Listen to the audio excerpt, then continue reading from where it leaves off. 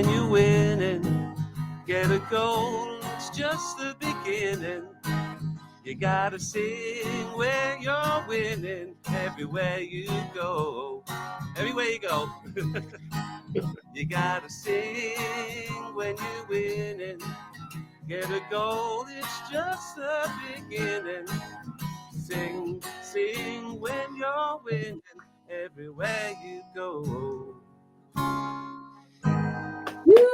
Hello and welcome to episode 17 of the Sing When You're Winning, a Fantasy Football League Oddity podcast featuring distant cousins of podcast royalty and a very special guest who is indeed podcast royalty this week, who we will reveal very shortly. But waiting in line for the podcast throne once again this week are myself, Jamie, we've got Steve, we've got Lee, and our super sub who is surely bidding for a regular place in the starting lineup, Chris. So let's everyone introduce themselves, the name of the team. And this week, another slightly random one. Don't know if you've seen on social media, but our league sponsors, The Terrace, are live in the video game Roblox, whatever that is all about. And they're doing a project to allow young individuals to connect with our brand in their world, not in ours, through their digital playground. Basically just wants to sell more stuff. So he's kind of gone into the digital playground to get them to buy stuff. But apparently new capsule drops are coming very soon. Whatever that means. So all I'm confused already. Yeah, all the kids in Roblox. So basically, I think it's fair to say that Carl from The Terrace, he's kind of turned into a block on Roblox and he's walking around talking to kids to say, buy my stuff. That sounds wrong as well. I'll probably get wrong off Carl for saying that. I'm sure it's not like that at all. But anyway, the dark web. Carl, I apologise. We've to make up for it, we've all got our terrace mugs. But if you could be in any video game, what would it be and why? Oh. You can go obvious if you like. You can go FC 25. Which I played at the weekend, which is, I use the same tactics that I did in FIFA 95 or whenever it was. I play exactly the same style of football, but it just looks a lot better and sounds a lot better on screen. Yeah. Anyone want to go? What video game would you appear in? Does anyone really want to be like Super Mario or Princess Peach? Go for your life. What's Princess Peach? I'd go for Battlefield. Yeah, Battlefield. Yeah. Battlefield I think it's Battlefield 1, World War 1, that one. Yeah. So Chris would be in Battlefields. Steve, I can see you just looking bemused by this whole thing. I'm just trying to think of stuff I used to play on the Spectrum or the Commodore 64 in the 80s. Jet Set Willy. I can imagine you as a Jet Set Willy. Yeah, Manic Miner or Ant Attack. I used to like that. That was really good. Ant Attack. I can't have played that one. But well, you're too young, Jamie. Lee, how about you? I'd have to go one of the Batman Arkham ones just because I'm a Batman fan. So yeah, I'd be the Joker in that or something like that. Good stuff. So no one went for Sonic then. And I can't believe you don't know Princess Peach is, Stephen. Super Mario Brothers. No? Gone straight over here. No, sorry. Not interested. Anyway, so moving swiftly on, as I like to say, this week's special guest is a BBC football commentator and host of the second best football podcast, the BBC's Fantasy 606 podcast. Again, I'm not saying that ours is the best. Chatting FPL every week with Chris Sutton and Statman Dave. So he's used to some connoisseurs of football who know what they're talking about. Well, welcome to SWYW. Let's give a very warm Sing When You're Winning welcome to some genuine bona fide podcast royalty, Alistair Bruce-Ball.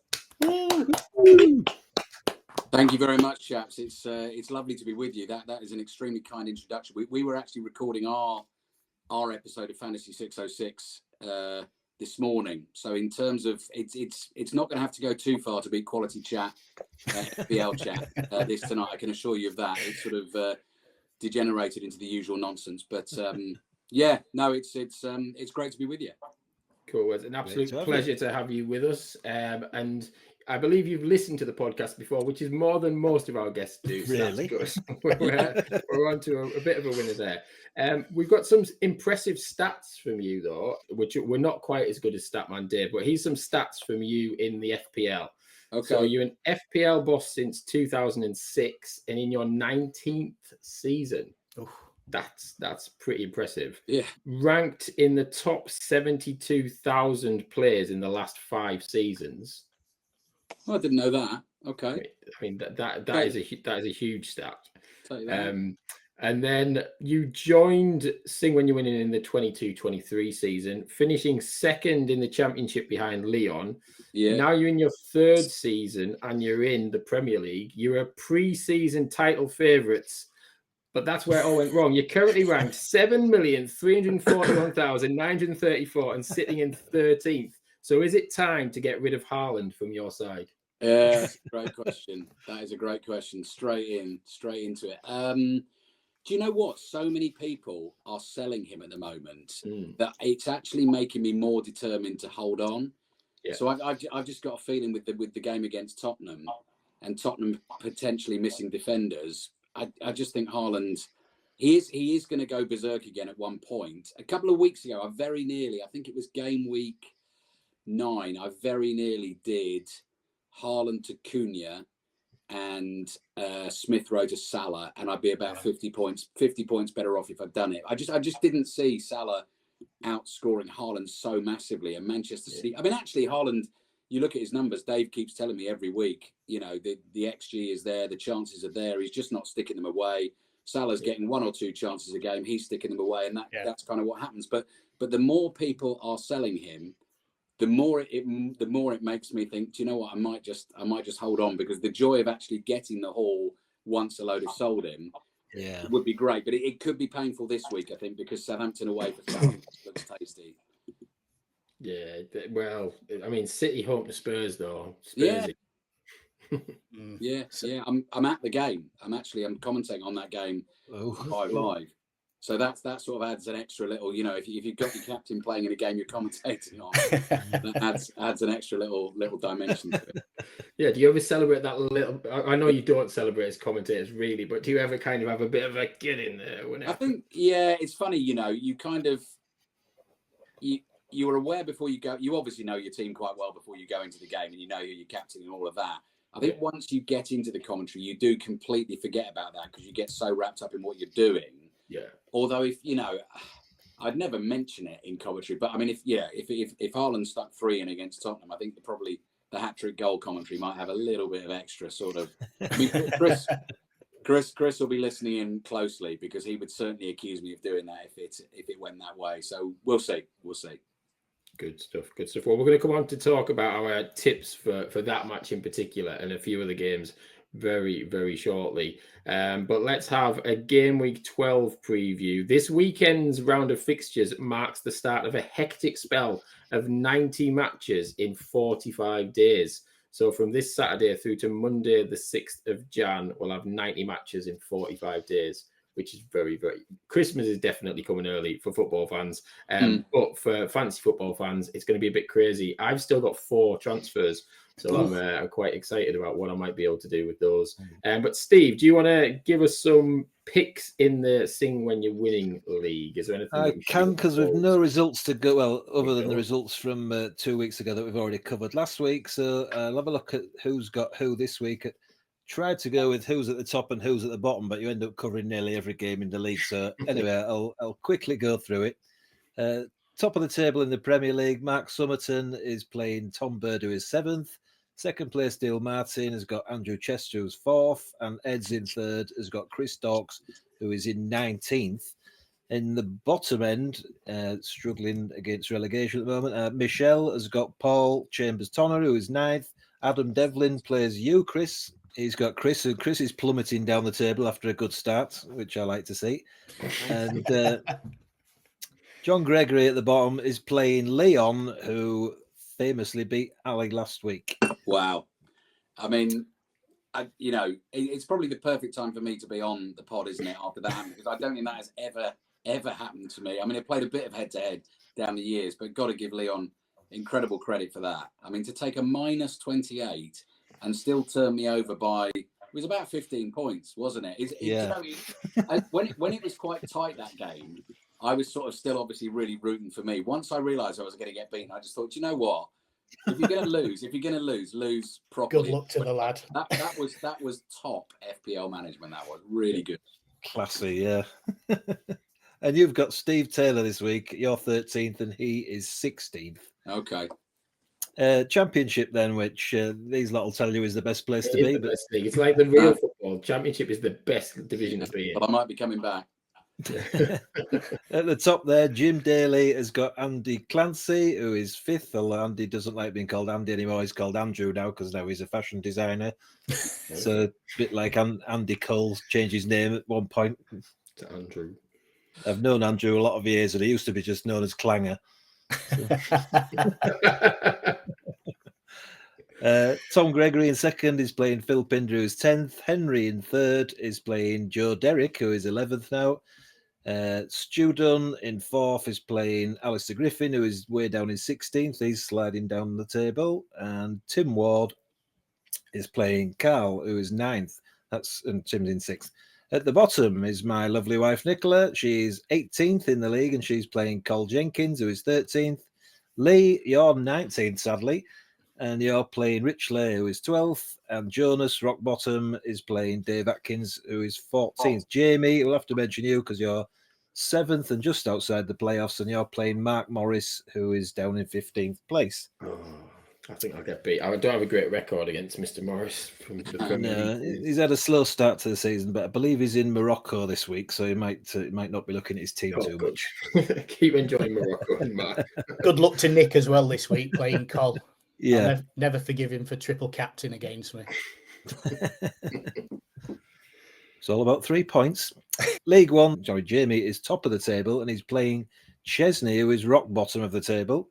2nd place, Lee Nicholson is playing Gareth Youngs, who is 8th. Rich Pipes in 3rd, playing Anton Witter, who is 5th. Paul Spence in 4th is playing Tim Bresnan, who is 10th. And Ben Hope in 6th is playing Mike Bushell, who is still in the top half of the table, 9th. At the bottom, there's a clash between 18th and 17th as Nathan Clark plays Steve Wybrandt. And in the bottom league, the Conference League, Duke Witter in 1st is playing Chris Murray, who is 19th. Vicky Sparks in 2nd now is playing Casey Hawkes, who is 16th. Ben Halliwell in 3rd is playing Becky Bass, who won her 2nd game of the season last week, 2 weeks ago. She's 18th. Next week's guest, Grace Maloney in 5th is playing Alfie Witter, who is 7th. Natalie Pike in 6th is playing Joe Singleton, who is up to 14th now. He's finally started winning some games. And Neil Robertson, who's been playing well in the snooker recently, in 8th, is playing Sophie Ridge, who is now in 10th. Cool.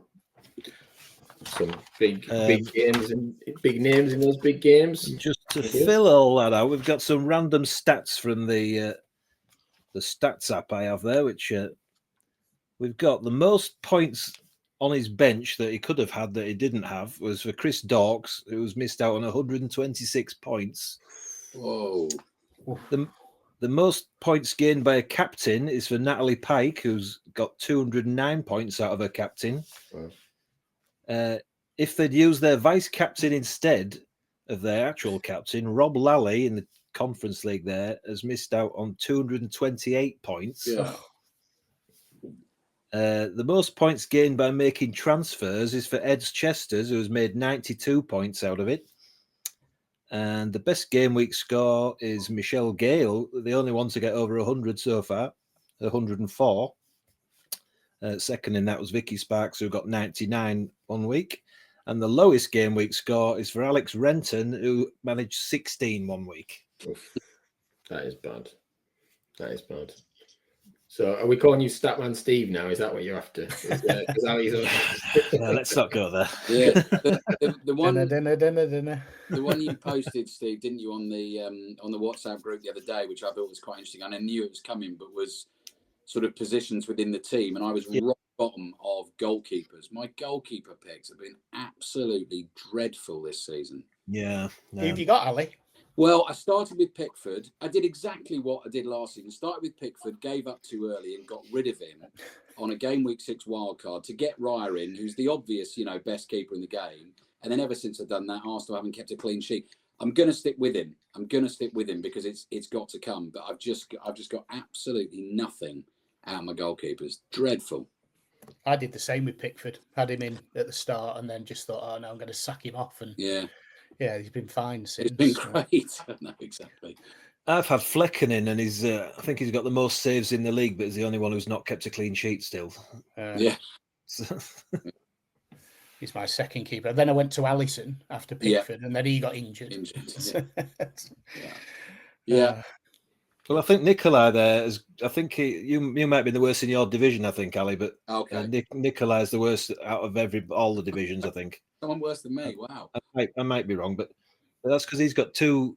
He's got like Alisson and Raya or somebody like that. He's got 2 top goalkeepers. Okay. One of them's always got to be on the bench, aren't there? So, which seems a bit silly to me. You need to have a goalie that's just not going to get a game, really, don't you? No. Fabianski's on my list. Right, let's look at the three of the games this weekend in the Premier League. We hinted at one of them, but let's go to Arsenal Forest first. What do we think? Arsenal Forest could be an interesting tie on Saturday. Ali, what do you think? That is look at me getting a shameless plug in here. 5 Live's 3 o'clock commentary on a Saturday afternoon. And I didn't know that, but there you go. So we've obviously picked that for a reason, because we see it as a good one. It is a good one, isn't it? Because I think Nottingham Forest are probably the surprise team in the Premier League this season. I think we all felt they were probably going to improve, but not improve as much as they have done this season. I think it's going to be really interesting to see if they can keep that going, throughout the season and throughout that busy fixture period you were just talking about there, Joby. And Arsenal's a funny one, isn't it? Because we were doing this in our pod today, where we were talking about the game week 12 wild card. So I haven't got a wild card left, but I know lots of our listeners messaged us and said, I've saved it. I want to play the wild card. Arsenal's fixtures look really good for quite a long time. But Statman Dave was arguing today that he actually wouldn't go with the double Arsenal defence just because they haven't been keeping the clean sheets. I actually feel completely the opposite. I think it's coming. I think they will get back to business. So I'm sticking with Raya and Gabriel. But I don't see that being a high scoring game. I think Forest are good defensively. So I think that could be quite hard work for Arsenal to break them down. Yeah, and after Forest beat Liverpool away, that for me, they could go over. If you can do that, you can go almost anywhere and fancy your chances. And the way Forest are playing football, it's like they're not scared of anybody. So I think it's a real tough one to call this weekend. But yeah, it's a bit weird having Ali on, because it sounds like Radio 5's on. Live. Yeah, people tune in and go, we've got the wrong thing. Yeah, for sure. Anyone else want to jump in on Arsenal Forest? Anyone? I think Arsenal are going to batter them. I mean, I watched the Newcastle Forest game 2 weeks ago, and I just think Nottingham Forest, they will just kind of fall away now. I mean, they've done well this season, but I think Arsenal are going to just batter them. Just like when Leeds were in the Premier League and we're doing quite well, and we're going to play a big boy and they'll just batter us. Okay. Lee, what do you think? Well, you never want an Arsenal win, so you'll probably be... No, I don't, but I think they will. The Forest thing as well, it's just weird, with like Nuno doing not much at Tottenham, and then he's gone to Forest and he seems to be turning him around. It just makes me think, what the hell's going on at Spurs? Just, it's just, everything's Spursy enough anyway, and then you've got like managers that have been sacked and just succeeding elsewhere. But I think... I can't see Arsenal not winning again, to be honest with you. Yeah. The other thing I would say is that games off the back of an international break throw up some weird results, don't they? It always happens. You're never quite sure who's coming back fit, half fit, how much preparation they've been able to do. You always get to... I think Arsenal will win that, but I think it'll be by a goal. That's right. That's what I reckon. Okay. Well, Chris Wood's the other side of the world, isn't he? So he's got a lot of travelling to get back to. Yeah. Right, yeah. Well, I think 1-1. I think draw. I think it's going to be a tight game, like you said. So that's Arsenal Forest, Man City Spurs, which you're going to be commentating on. That's a City walkover, Ali. No, I don't. Tottenham have a great record against it. That's goals, that game. I mean, I'm looking forward to it. I think the narrative going into that is is so good because obviously you've got City on the poor run.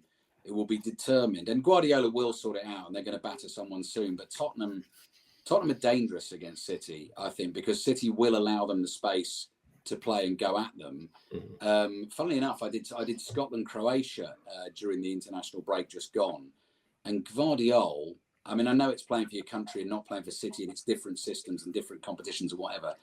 He got given an absolutely torrid time by Ben Doak, wide right. About him. Yes, in the Championship. As a Borough fan, I worship that kid right now. Okay. So he basically, every time he got the ball, he just went at Guardiola. And Pat Nevin was making the point in commentary. Guardiola strictly is not a left back. He's a Guardiola left back and probably doesn't have to do that much defending most of the time because City are going forward. He's a centre back playing left back. And Pat Nevin would always say when he was a winger, if you put a centre back up against me, that is exactly what I want. I would much rather play against a centre back than a full back. So I'm just thinking, you know, Brennan Johnson, particularly coming down that right-hand side, having a great season. That's if Guardiola starts at left back. And I know City play it a different way anyway, but I think there'll be goals. And I think I am going to give the armband to Haaland because I do think Tottenham will give City chances, but I also think Tottenham will score. So I think that could be a 3-2 City, something like that. Be a great game to watch if it is. Anyone else fancy Spurs chances? Lee, what do you fancy your team's chances away at City? I do, yeah. I think we like Ali said, we've played well against City and we've beaten and turned them over a few times. I've got loads of friends that are City fans and what have you, and they, you know, it's not a fixture they particularly look forward to, but it should be a great game. So I'm going to go 4-1 Tottenham, and I'm going to put Solanke as my captain. He's going to get 4 goals. Yeah, and put that lottery ticket on. As well. Well. Yeah. I don't know if that's my head or my heart talking. I mean, it could happen. Let's be honest. Well, sounds like the drink. Yeah. It is Friday morning after all. We love this Friday morning. Steve, what do you think? Yeah, well, surely Man City can't lose 5 games in a row. That's not going to happen, is it? Yeah. Is it at Etihad? Yeah, it is. Yeah. Well, I like to say it's going to be a high-scoring 4-3 or something, and like Ali says, Haaland all 4 would be wonderful. It would be. It would be. You've got to have him because he's one of the very few amount of people in the Premier League that's capable of scoring 3 or 4 in a game, and he's just going to get one day, and not all those people that have jumped ship are all going to be jumping back on again. Yeah. I think if you've got him, you should really be captaining him this week. I think it'd be interesting if you own both Haaland and Salah. Who would you captain? I don't own Salah, but if you had a choice, if you had them both in your team. Well, I made my transfers 2 weeks ago straight after the last game weeks, and that's to get Salah back in. So I've got both now. Oh, okay. And I've got Palmer as well. Oh, right. You could have a mega strong week soon. Yeah. But who are you going to captain? But traditionally, in the last however many years, 5 or 6 years, I've always had Salah in my team, and he's always been my captain. So it's felt a bit wrong not having him this season. It's been a bit weird, and now it's maybe his last season, and he seems to be enjoying himself. And I'm thinking, I can't miss out on this party. I'm just going to bring him back into the fold, and we can sail through the season together. But also, when you've got players like that and you've got to pick a captain, you're as well just picking the same one all the time, and it's generally going to be a midfielder because they clock up more points than forwards, don't they? So apart from the odd weeks when Haaland's going to score 3, Salah's going to get 2 quite often, and plus assists. Yeah. So I think I will be captaining Salah.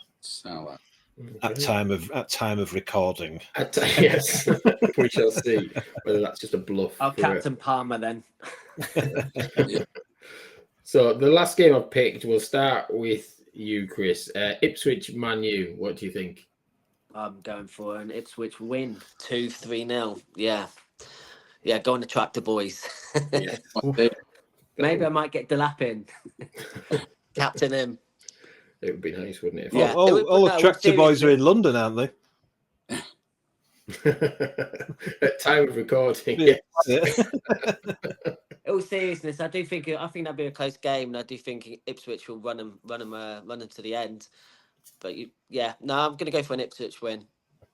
Cool. Ipswich win. Anyone else? Ipswich win. Ali, they're your boys, aren't they? They are. I mean, I've got to be ultra professional. So that's another one I'm commentating on this weekend. So we've got commentary on that 4:30 on Sunday, and I'm doing it, and I'm really looking forward to it. It's a real treat for me to go to Portman Road. But obviously, you've really properly got to go professionally, impartially, and just do the game. I've never had a problem doing that. I mean, it's been out in the Premier League for 20 years, so I've barely had a chance to commentate on them. It's come up this season. The atmosphere there is great. Every home game is a real occasion for Ipswich this season. They have had a fabulous couple of years. The football they've played in League One and the Championship. Steve and I were obviously having a bit of to and fro last season with Ipswich, Leeds, Southampton, Leicester, all up there vying for it. And the sort of mood, the party mood, has just continued. So I did Ipswich Villa a few weeks ago. Ipswich played really well in a 2-2, and I think Chris is right. I think they'll give Manchester United a game. And Amorim, he's had no time, has he? No time. I think the Manchester United team that Ipswich are playing is the Van Nistelrooy team, really. I mean, Amorim, he hasn't even had the players, has he? He's had sort of days at the club, but it's in the international break. So how much of an Amorim team we're actually going to see? I think Van Nistelrooy, though, had them ticking over a little bit. I think actually Van Nistelrooy's done a nice little job there for Amorim, just to sort of, bring him in with the team playing well. I think... I don't know. Can I back against my lot? Let's go 2-2. Let's go 2-2. Let's go Ipswich 2, Manchester United 2. Fair enough. Yeah, I could see that. It could be an entertaining game, actually, couldn't it? Yeah. Yeah, I'd love to see Ipswich 2-1. That would be brilliant, wouldn't it? I love it. We shall see. So let's move on. Goal scorers. I take any goal scorers, to be fair. I don't have any. I used to have Schmodic in my team. I don't know if that's how you say his name, but then I dropped him recently. But then he started scoring again. So I think he'll come good ultimately for them. So Ali, we're gonna have a bit more of a in-depth chat with you now. I always ask everyone, why do they pick their team? We've obviously just referenced you being an Ipswich Town fan. So why do you support them? Is it the obvious reason, or what? Yeah, it's sort of. There's a bit of a sort of apocryphal tale in our family, which I was trying to get to the bottom of the other day. I think the answer actually really is geographically. They weren't the nearest team. I lived in Cambridge growing up, and so really I should have picked Cambridge United. But this is late 70s, early 80s. Ipswich are absolutely flying under Bobby Robson. Yeah. Loads of kids at school who weren't the Liverpool fans were the Ipswich fans. We could actually get to Ipswich to go and see them. So that's the real reason I picked Ipswich, and then have stuck with them obviously ever since. Which early 80s, absolutely great, but been a little bit up and down since then. Long time away from the top flight, as you'll all know, for 20 years or so. But they're back now, and Kieran McKenna's done an amazing job. The sort of apocryphal tale was the 1978 FA Cup final. Me and my brother and my cousin sat down and watched it, and we said whoever wins this game will go with them. And obviously Ipswich did beat Arsenal, which was a bit of a surprise. I don't think that's true. I don't know how that sort of. I don't know whether that's the mind playing tricks or whatever. That would have been around the age we started watching cup finals and really getting into football. I was about 5 or 6 then, but it'd be more to do with living close by, and a lot of kids I went to school with were Ipswich fans. Yeah. There's something about that FA. I did that when I was a kid. The 86 Cup final, Liverpool won. So I was like, right, I'm going to be a Liverpool fan. Yeah. But then they lost the 88 Cup final against Wimbledon, and I was mortified at school. Around the time Middlesbrough were on the up, and so I started supporting Middlesbrough, because obviously that's the way to go for a successful... Glory hunter. You're a glory hunter. Could have been a Liverpool fan, but didn't. Anyway... but yeah, what are your highs and lows of supporting Ipswich then? What's your lowest of lows, and then we can talk about the highs. We'll end on a positive of this one. Well, I mean, lowest of lows. It was the gradual decline. I wouldn't necessarily pick one moment, but it's that thing, isn't it? And we've seen it with lots of clubs. Had a brilliant time under George Burley, came up in 2000 through the playoffs, beat Barnsley in a thrilling playoff final, had an amazing first season in the Premier League with Marcus Stewart scoring a ton of goals, and got into Europe, and then did that thing, tried to move on, signed the likes of, I mean, you probably won't even remember the names, but spent money on an Italian goalkeeper called Matteo Sereni, Finidi George, Nigerian winger. It didn't work. Europe didn't help, had some great trips in Europe, but got relegated that season. and then sort of for the few seasons after that, battle quite well to get back into the league. But if you don't get there within sort of 3 or 4 seasons, it then gets very harder and harder, you know, and eventually just, you know, dropped into League One. And that was sad because, you know, the football wasn't great. The fans weren't particularly enjoying themselves. It's why the last couple of seasons have been such a breath of fresh air. Last couple of seasons would be a real high. I think actually playoff final day 2000 would be one I'd pick. I was actually working on the day. I was commentating on a cricket match for BBC Radio Bristol. Mm-hmm. But the way that a sort of cricket commentary schedule works is, if you ever listen to your test match special or whatever, you get slots where you're on for a bit and then another commentator comes in and they, you know, rotate it and whatever. And they built me enough time within the commentary session to go down to the pub closest to the county ground to go and watch the second half of Ipswich Barnsley. So I wasn't at the game, but I remember it. You know, I remember it really, really well. So that would be a massive high. Brilliant, good stuff. And yeah, I think Ipswich, apart from the obvious, if you're a Norwich fan, I think most people would be cheering Ipswich on this season. I think. Yeah, I think so. I think it's they're one of those clubs, aren't they? I think that, you know, great history. I think Bobby Robson, Sir Alf Ramsey being managers really helps. Yeah. I think that team in the 80s, I think not only Ipswich fans, but a lot of just general football fans could name you a lot of players from that team in the 80s. If you remember the likes of John Walk and Paul Mariner and Butcher and Russell Osman and Mick Mills, and you know, they were a good team. They played great football. The pitch has always been great there. The stadium's still great. The atmosphere's been brilliant, you know, throughout. Like this season, I mean, last few seasons in particular, because they're flying again. But the fans are, you know, I think have been brilliant all the way through. And they've got a reputation for playing good football in the May. Certainly now. I mean, I'm really enjoying the fact that they've come up to the Premier League and they've kept playing. They've not sort of gone into their shells. I mean, I saw them go to Brighton, for example. I, in fact, watched them at Tottenham the other week, where played the 3 centre-backs and the full-backs and did a bit of containing. But there's always an attacking threat. I think he's Kieran McKenna is going to go a long way, I think, as a manager. He's done an amazing job. No, absolutely. So we have, whenever we have a guest on, we ask the panel to do their homework and have a question prepared to ask you. So we'll have some... But I always kick off with the first question. So to just go with this one, what's the best venue to play live in? To play live in, so as in to commentate in. Oh, yes, we can make it work for you on that one. Yeah. Okay. Yeah. I got you.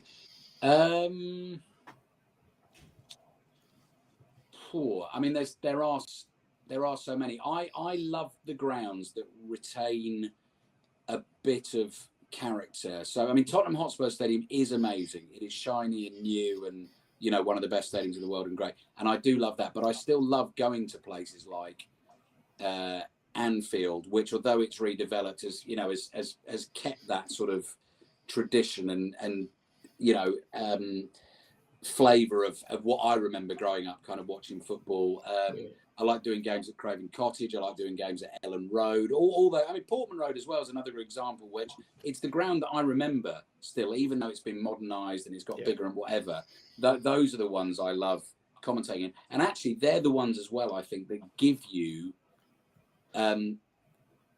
things to describe, interesting things to describe. So Fulham's a great example with it. It's just a very different ground. Banks of the Thames, you've got the little pavilion in the corner, statue outside. There's so many things, particularly on radio, that you can pick out as a commentator. Whereas if you're in the modern super stadiums, a lot of them look the same. So you're sort of describing the same thing quite a lot, which is why I love the grounds that have kept that sort of that character.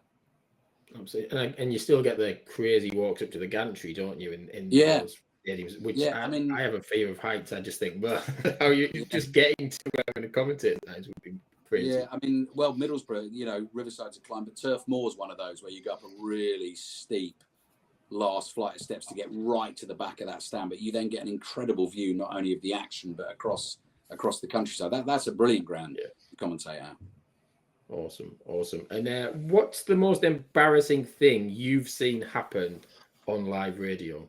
Or heard happen that you've seen? I'll tell you the most embarrassing thing that's ever happened to me, that obviously I saw happen, people didn't see it happen, and we didn't tell the story at the time because I was actually fearful that we wouldn't be allowed to commentate on the Ryder Cup anymore if the story got out. It's actually a golf story rather than a football story. Yeah. Very, very quickly, we were commentating at the K Club in 2006, and we were having quite a few. So Ryder Cup 2006 in Ireland, it was very wet, and the back nine of that golf course, there is a lot of tall trees and cover, and we were having real technical problems. So we're walking around the golf course with headphones on, with the producer talking to us saying, you know, we'll come to you here and there and whatever. And I was actually really struggling to hear what the producer was saying, so I was sort of not focusing totally on where I was walking, which is absolutely what you should be doing on a golf course. And going down the side of the 16th fairway was just walking through the rough on the right hand side, and we were walking down with the players, and just as I was about to put my right foot down, I heard a spectator go, whoa, whoa, whoa, whoa, and it was too late, and I put my foot down and felt something hard underneath it, round and hard, and it was Paul Casey's ball. So this is on the first day of the Ryder Cup. The match is absolutely nip and tuck, and if you tread on someone's ball like playing with your mates on a weekend, that is a heinous crime. But to do it working at the BBC, oh no! So you know, I panicked, and the thing you should do in that instance is put your hand up and say, you know, tell the referee, he'll come over and sort it all out. I honestly thought I just saw my career flash before my eyes, and I just took it off. So I just disappeared. I went about 200 yards up the fairway and sort of basically tried to hide. And as they got to the ball, I could see the officials and the golfers all sort of pointing, and, you know, and someone was obviously explained what had gone on. Yeah. Paul Casey then got a drop. Unbeknownst to me at the time, it got quite a favourable drop. The ball actually landed better than it was originally. Sticks the second shot on the green, and I end up commentating on his putt that goes in for eagle. So the whole place goes absolutely nuts. Whereas I'm inside thinking, oh my God, I'm sort of envisioning like pictures on the front of the Sun with my golf shoe saying this shoe that won it, and all, you know, and all that. It was a horrendous moment. And yeah, like I say, we didn't tell the story on air live at the time. I've told it since, and I've told it plenty of times, and it's fine. It can happen. Golf balls get trodden on, but I think particularly when you're given that privileged position of being inside the ropes, you know, you don't want to mess around with that. And it was a complete accident. It's a funny story now. Europe won that Ryder Cup by an absolute country mile. It made no difference to the end scoreline. So it was all good in the end. But it was, that by far is my worst moment ever. I can imagine how you'd been feeling at that second. Yeah. Brilliant stuff. Thank you for sharing. Who's done their homework then? Who's got to... Lee, you always do your homework. What question have you got? I do, but it's a really simple question this week. So what sport would you like to commentate on that you've never commentated on? Oh, that's a great question. What would I like? Athletics, I think. I would love to do. I mean, Kath Merry did the Olympics for us, did it absolutely brilliantly this year. Mike Costello, before her, fabulous athletics commentator, John Rawling as well. I think athletics is really difficult to do on the radio. So I mainly do radio commentary more than television. But I think particularly if you think about 100 meters final, you've got so much time to set it up. But you've then got so little time to describe what actually happens. And there is so much that goes on in a race, but not just that. I've always loved the sport. I've always loved the Olympics, and I've been to a few Olympics with 5 Live, and I've done weird and wonderful sports. I've done slalom canoeing, I've done equestrian, I've done swimming, I've done track cycling, I've done shooting. You know, all different things to try your hand at. But I don't know. I just grew up on, you know, the great race commentaries of Cohen, Yvette, and David and Sally Gunnell and Limford. I love all of that. So it'd probably be athletics, I think. Brilliant stuff. And we've got so many brilliant athletes at the moment as well. Yeah. It's an exciting period, isn't it? Yeah, absolutely. Great stuff. Thank you. Steve, you look like you're pondering, so I'm going to go Chris. So if you could pick anyone to join you in a commentary in football, who would you pick to be by your side? Oh wow. That's a tough one. So you not from our sort of regular stable. You mean like you could pick anyone? Anyone you could pick, anyone you want next to you for the next 90 minutes. Okay, and can it be Past or present? Can I have dead or alive? Yeah. Okay. I mean, my sporting hero, funnily enough, so this is someone I'd want to walk around the golf course with. Again, I'm going golf, and I know we're really chatting fantasy football and football tonight, but Sevi Ballesteros has always been my sporting hero, bar none. Which again, for a young English kid growing up liking golf, it probably should have been Faldo or Sandy Lyle, the Scotsman, or whatever. But I just adored Sevi. I just charisma, style. Great. He was cool. Oh, he was cool. So cool. And I still adore him to this day. So to sort of commentate on a Ryder Cup with Sevi Ballesteros standing on my right hand side while we were describing the action, that would be the ultimate dream for me. Yeah. Yeah, I think he was the golf superstar in the 80s, wasn't he? Really, he was kind of the sure. Yeah.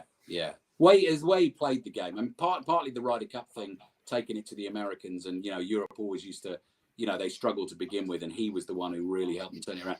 But just the way he played the game, in terms of, he was a bit wild off the tee, but he's sort of, it's a bit like watching football, isn't it? The players who have the vision, the creativity, the risk, the sort of guts to try something daring and pulling off the great escape.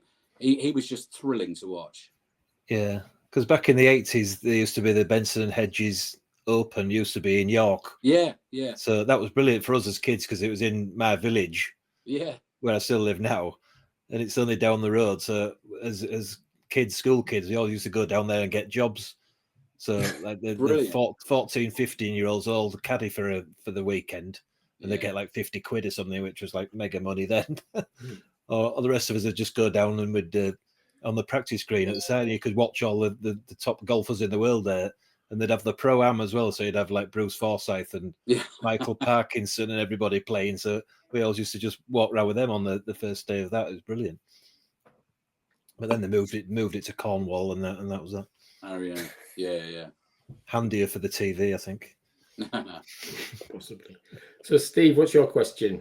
Oh, right. As we've already discussed things about grounds, which grounds have the best hospitality for you, Ali, or even did the worst hospitality? I'll get in trouble for that one, Steve. I mean, it's probably as you'd imagine, that kind of the big clubs with the big budgets. I mean, so hospitality, it can mean two different things, doesn't it? I mean, in terms of a warm welcome, if you go to Bournemouth, my mate Ken, who greets you on the door with a bit of Dorset apple cake, that to me is hospitality. Yeah. You just feel incredibly welcome, and it's lovely. I mean, in terms of sort of, people sort of imagining our job and like at the best it gets. I mean, if you go to Tottenham, if you get a Sunday game at Tottenham, you get a cracking Sunday lunch there in their their super swanky media centre. Grub's always been very good at Chelsea. Lot of sort of a big kind of hot food, cold food spread, dessert. I mean, you could honestly you could put on a lot. You could go out for dinner there. Basically, you could sort of book in and say, do you know what? I'll just go out for dinner at the. Arsenal does good grub. But they all, we're very spoiled like that, Steve. I mean, I sort of cut my teeth 20 years ago. I started in non-league football doing Yeovil Town home and away, and then went on to sort of Bristol City and Bristol Rovers. And it was very, very, different in those days to what I get now. But I love both. I mean, I remember going to, to Millmore when Rotherham played at Millmore, and their pies are some of the best pies I think I've ever tasted. Chris Sutton swears by, I think it's the Killy pie at Kilmarnock.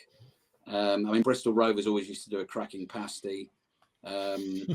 So there's tons. It's a night. We're very lucky. We are very lucky to be paid to go and watch football, to talk about football, and and get looked after at the same time. It's it must be great. Yeah. It is lucky. It's lucky. And my follow-up question, I've got two questions this week because normally I get maligned for not having any questions ready. Is being a long-standing FPL player, I know we said it was 2006 or something, but that's as far as the records go. I think it started earlier, so you probably played a little bit longer than that. I think, Steve, so if that's when the records start, what I remember, it was a mate of mine from uni who put our first ever league together. And there was, I think, maybe 10 of us in it, mates from uni. I remember it as a concept before that. I mean, I remember it in the Daily Telegraph. The sort of a few of us have said that. Yeah. Yeah, but I can't remember. I can't remember whether I actually played it then. Really, I can't strictly remember that. Whereas I do remember us starting our first season. That season you're talking about with the uni lads, and I mean, you know, what I know about having done the podcast now for the last 6 years and watched all the content and whatever, you know, knew absolutely nothing about it. But even though I was working in football then, really didn't understand the game at all and played it and had fun. We had a very funny one at the end of that season, which is a very, very cruel prank, actually. I mean, you know, FPL's a game, shouldn't take it too seriously. But the lad who started that league that season was winning going into the final game week of the season, and we were all at a wedding together. One of the guys was getting married, and we managed to, I can't remember how we did it, but the lad who was winning the league, late night, he disappeared. We managed to crack his password. We got into his account and we did a Leon, and we basically took, it's an awful thing to do, it's a terrible thing to admit. I have told this on our pod, and we took 100 points off his score. But the thing is, he didn't even notice, like, so the next day he sort of sets up and I went off to go and cover Liverpool, and I phoned my wife Lucy because I was coming back to where we were staying. The wedding was up in the Lake District, and she went, "Things are not good here." And honestly, he took it really, really bad. So, and the funny thing about it is, he was obviously going to win, and we gave him the title. But we still stick a little asterisk by it because actually the final league table didn't have his team on top. And I think I would have had a sense of humour failure about that. It was not a kind prank. So I feel bad about that. Certainly now, yeah, you would if you got relegated or something. Yeah, exactly. But anyway, my question actually of that was, yeah. Out of all those players in all the years you've been an FPL manager, who would you pick now to help you out of your current pickle? Question.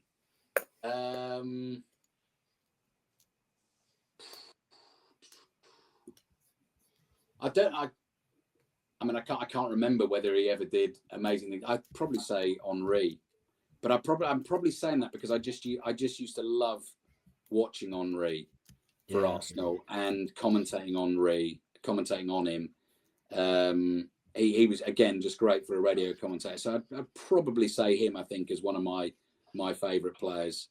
Yeah, I think there was a time when you could sort of shuffle it around so you could have Van Nistelrooy and Henry up front, which was quite a good time. But I'd have to go Frank Lampard was probably my Captain Marvel for quite a few years there. Yeah.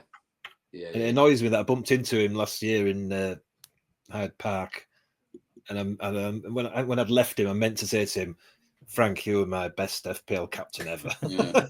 It's funny you say that though, Steve. Isn't it? That it's coming more and more into the footballers' consciousness, isn't it? The amount of them now that reference.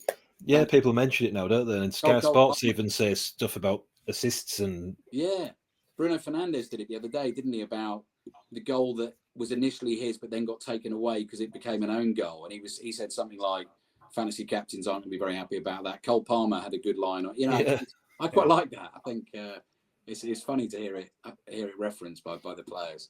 So long as they aren't thinking about it when they're going to shoot or pass. Yeah. Brilliant stuff.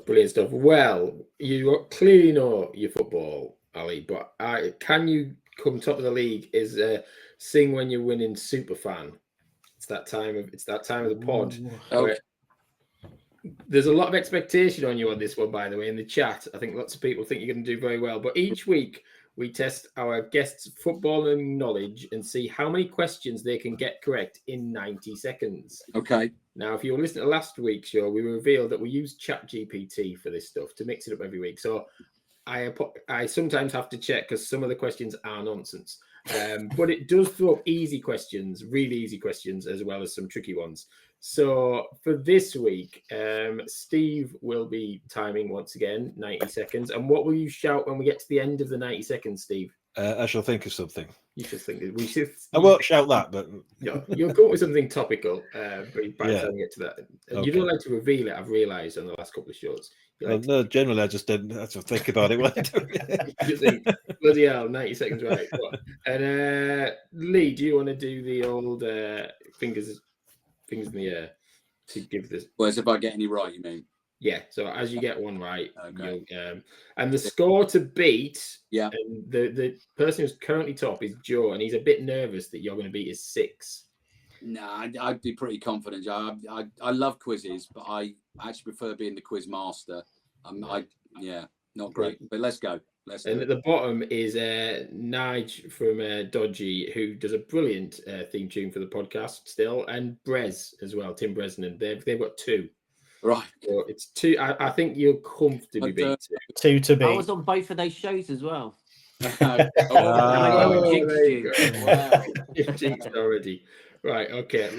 The time will start when I ask the first question. So here we go. Who holds the record for most goals in a single World Cup tournament? Just Fontaine. Yes. France, yeah. Yes, well done. Which team won the 1998 FIFA World Cup? That was France beating Brazil. It was.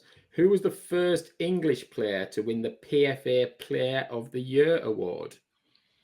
Oh, when did that start? 1960. Oh, crikey, 1960. Let's go Bobby Charlton. Johnny Haynes. Okay. Which player scored the fastest goal in World Cup history? Don't know. Hakan Şükür in 2002. Who was the first African player to win the Ballon d'Or? George Weah? It was. Which country hosted the 2010 FIFA World Cup? That's South Africa. It was. Who was the first manager to win the Premier League with 2 different clubs? With 2 different clubs.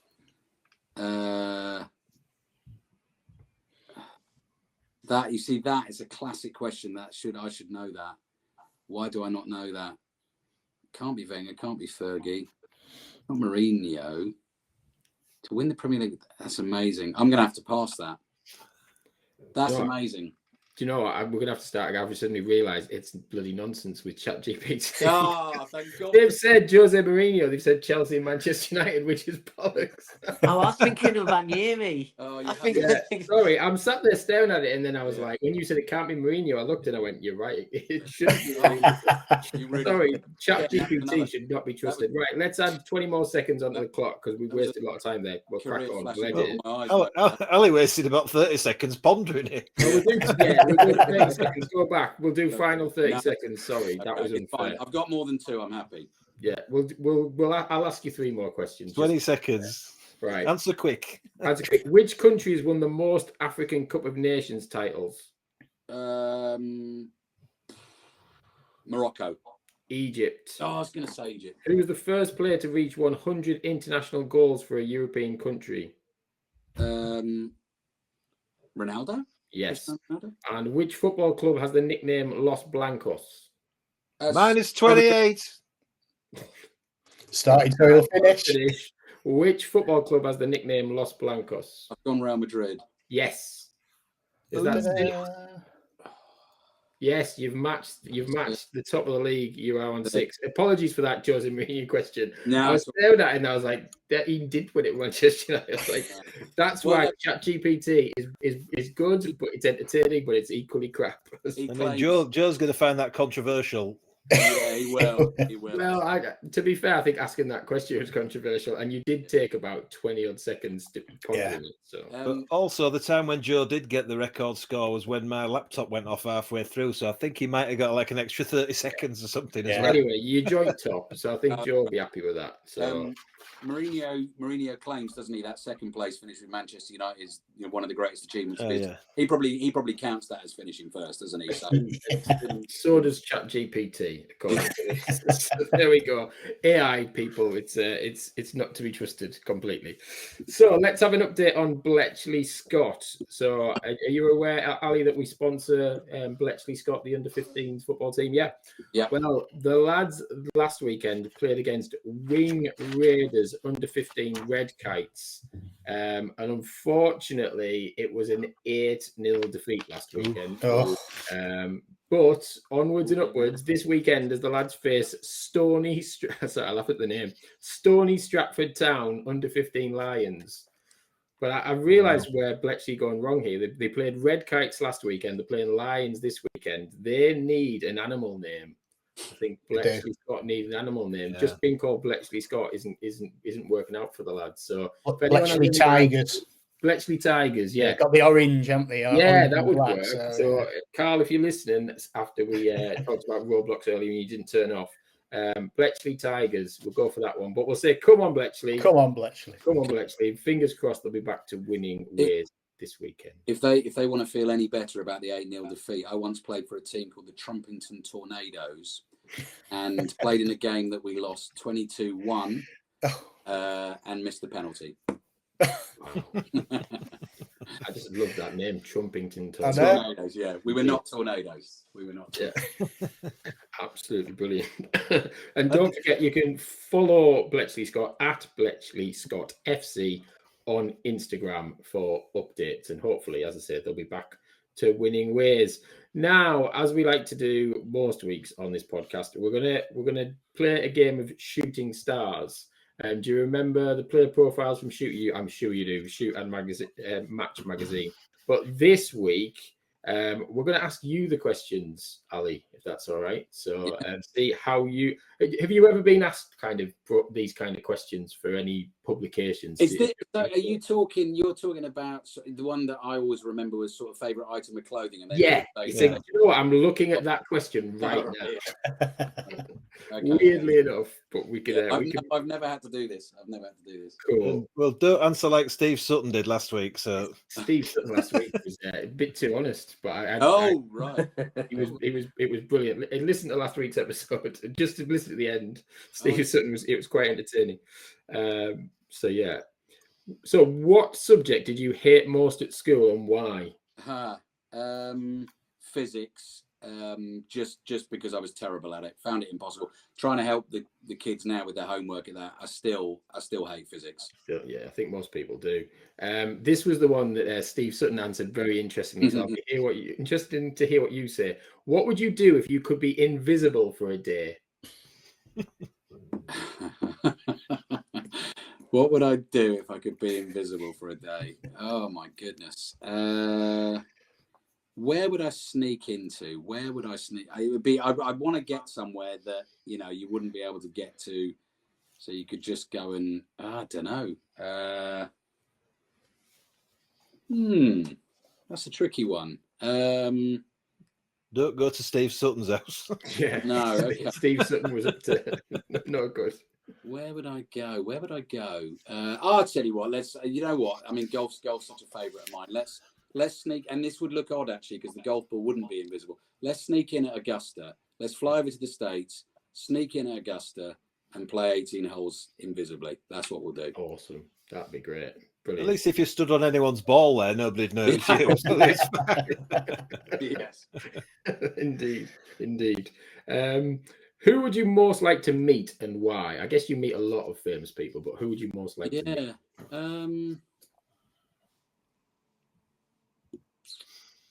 Yeah, it wouldn't be sport, I don't think. Yeah. It wouldn't be sport. I think I'd probably go world of entertainment. Where would we get? Who would? I'll tell you what. Actually, I'm going to slightly subvert the question. I've always thought about people that I'd love to get on our podcast, particularly with a fantasy football leaning. Yeah, I'd love to get Richard Osman on the podcast. So I'm going to use him as my answer. Never met him. Love all his stuff. So yes, would love to meet him, but in so doing, would love to get him on the pod as well. Yeah, that would be cool. Would you love to play House of Games as well? I'd love to go on that. Yes. Such a good show. Yeah. You need to get him on, and then he'll probably get you on House of Games. That'll be the way forward. If you get him in your league, we'll get him in ours. Yes, even so, get him in this league for sure. If you were competing in Mastermind, what would your specialist subject be? Oh, that's good. I think I would have to pick it would be an 80s film. So it'd be something like, I would go something like Top Gun or Back to the Future or Raiders of the Lost Ark, or that genre, and have a go at that. I think definitely. Awesome. And final 2 questions. What, if anything, frightens you? So my eldest boy loves horrible, scary animals. Wants to get a giant lizard in our house, like snakes, lizards, anything scaly skin like that. I hate properly. I cannot touch. Just properly gives me the heebie-jeebies. So that would be that. I've got to tell you that Malcolm Allen from Watford answered that question by saying my fiance when she's in a bad mood. Well, you couldn't say that now. And what was the first car you bought and how much did it cost? First car I bought would have been a Mini Metro. Cool. Yeah, little Mini Metro. How much it cost? I can't remember, but probably a bargain compared to what you. No, it was. I mean, say second-hand Mini Metro that I built around it. I mean, it was clearly very unsafe as well. I mean, if you'd ended up in a prang in that, you weren't coming out of it. So I didn't have it for too long. I don't know. No worries, but it was a Mini Metro. Cool. Well, thank you for answering those questions. Yeah, right. They were always random, the various things that you get. But yeah, do check out what Steve Sutton would do if I will. Invisible. And if we mention your fears, Jamie's biggest fear is buttons. Buttons. I mean, it's a strong dislike and repulsion rather than fear. Yeah. Right. Okay. Yeah. He's already thinking you're weird. It's a genuine thing. Trust me, it is. But don't you not like gravy or something as well? I don't like gravy. I mean, strange, Rick Witter used to take the pee out of me every week on radio for all of these kinds of reasons. So, but it's something new from Jamie's weird list every week. Yes, exactly. We could have a podcast just for that, to be honest. Anyway, thank you so much, Ali, for joining us this week, and thanks to the rest of the panel. You can follow us on Twitter at SWYW_FPL, and we're on Blue. We're going to be on Blue Sky as a podcast as well very soon, so we'll give you that in a couple of weeks. If you're watching this on YouTube, why not leave us a comment or ask us an FPL question? We might even discuss it in next week's show, where we'll be joined by we've got 2 guests next week, but we'll keep that as a surprise for you all next week. So thanks to Ali. Good luck with the season. Yeah, thank you guys. Really enjoyed that. That was good, and I managed to. I'm really glad I managed to come through the quiz with honour intact, because those are always terrifying when you I was very worried about a 0 score there, but the questions were kind. So no, I really enjoyed it. Thank you, and very much enjoying being in the league, but miles off. Who by the way, Steve, who made me? A couple of times you said sort of pre-season title favourite. I don't know where that's come from. In the summer when I was bored, I looked at all the last 2 seasons scores from everybody, total scores, and you've got the highest score in the last 2 seasons. Okay. Well, I'm not justifying that tag at all. So. Yet. And I forgot to say there was a couple of listeners' questions earlier that when we were doing the questions thing. Oh yeah. One of them was a bit niche. It was from Joe, your quiz rival. Oh yeah. I don't know where he's going with this, but he wanted to know, what is your favourite Italian movie, and can you give us a quote from it? Oh, I see. So he might have heard me trying to speak a little bit of Italian before, because I studied Italian at university. Oh, right. So I still have a little bit of Italian, but whether I could actually do a quote from an Italian movie, no. Joe's got me there. He's got me. Just do a Mafia one. Yeah, bit of Godfather. And the other, well, I asked Leon if he had any questions for you or comments to make. Yeah, and he just simply said, "No, I just I did my talking on the pitch." Yeah. Yeah, no, that's fair play. When I next get to play Leon, I'm seriously going to have to try and get revenge there. That was a stunning win. Very good. Very good.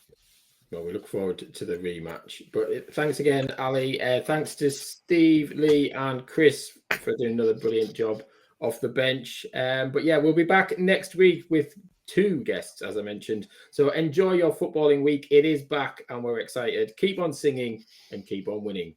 Goodbye.